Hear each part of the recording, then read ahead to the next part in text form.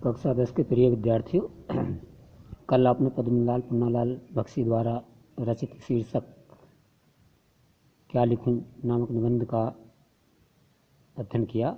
आज उसी पाठ से संबंधित प्रश्न हैं, उनके उत्तर आप अपने गृह कार्य में लिखेंगे। तो मैं उनको समझाता हूँ। पाठ पर आधारित प्रश्न पहला है, निम्नलिखित गद्यांश के नीचे दिए गए प्रश्नों के उत्तर दीजिए। तो इसके नीचे दिया गया पहला प्रश्न है, उपर्युक्त गद्यांश का संदर्भ लिखिए। संदर्भ आप सामान्य सी बात है, प्रत्येक गद्यांश या पद्यांश का संदर्भ जैसे लिखते हैं ऐसे इसका लिखना।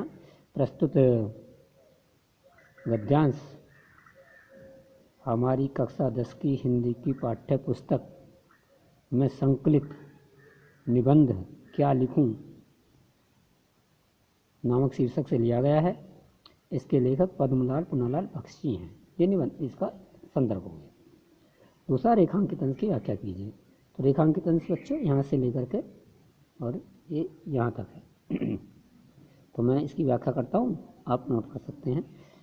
अपने गृह कार्य हेतु भी इसको ही लिखेंगे।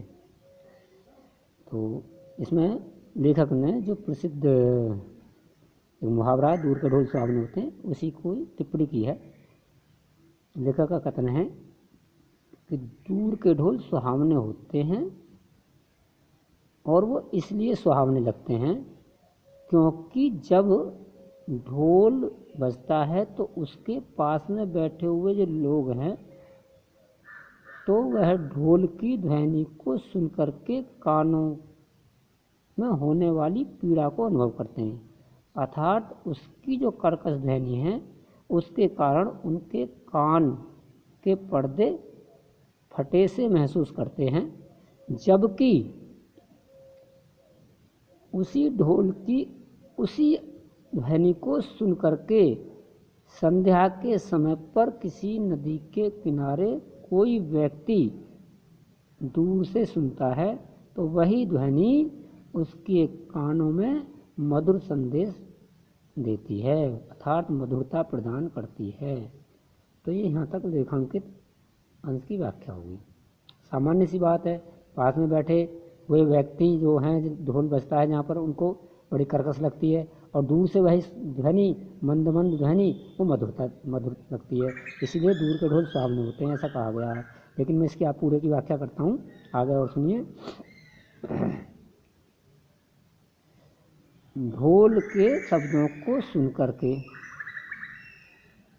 दूर से ध्वनि जो सुनता है वह दूर से सुनने वाला व्यक्ति उस ध्वनि को सुनकर के अनुभव कर लेता है, उसके हृदय में वह भाव जागृत हो जाता है कि कहीं पर विवाह उत्सव मनाया जा रहा है, उसके चित्र अंकित हो जाते हैं और उसके द्वारा होने वाला जो कोलाहल है उस कोलाहल के कारण ऐसी भी कल्पना कर लेता है कि किसी कोने में बैठी हुई कोई लज्जाशील नववधू का जो चित्र है वह भी उसको अनुभव करता है और उस नववधू के हृदय में जो उठने वाले भाव हैं, जैसे प्रेम, उल्लास, संकोच, आशंका, विषाद आदि, इनसे युक्त उसके हृदय में भय का भाव उस कर्कश ध्वनि के कारण ये सब उत्पन्न होता है, जिससे उसके हृदय के जो ये भाव हैं, उसकी जो ध्वनि है, कर्कश ध्वनि को वे भाव सब मधुरता प्रदान करते हैं, अर्थात मधुर बना देते हैं, क्योंकि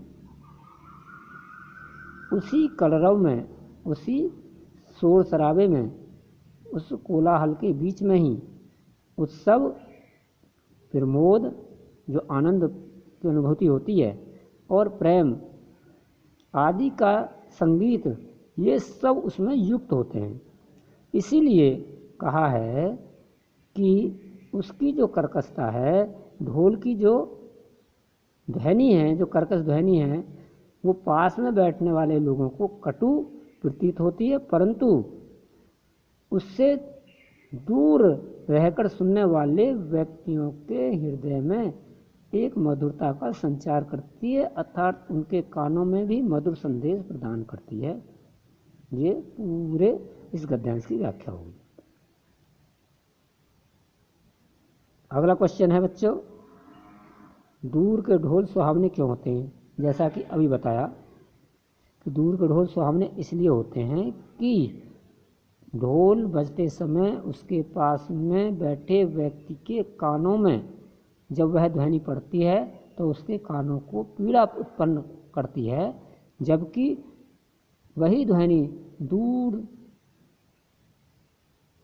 रहने वाले व्यक्ति के कानों में मधुरता का संदेश प्रदान करती है और किसी उत्सव आदि की अनुभूति प्रदान करती है। और एक प्रश्न है इसमें, ढोल की कर्कश ध्वनि, ढोल की कर्कश ध्वनि को कौन से भाव मधुर बना देते हैं? इसमें दिया है, देखेंगे। एक नववधू के प्रेम, एक नववधू के प्रेम, उल्लास, संकोच, आशंका और विचार से युक्त हृदय के कंपन ढोल की कर्कश ध्वनि को मधुर बना देते हैं।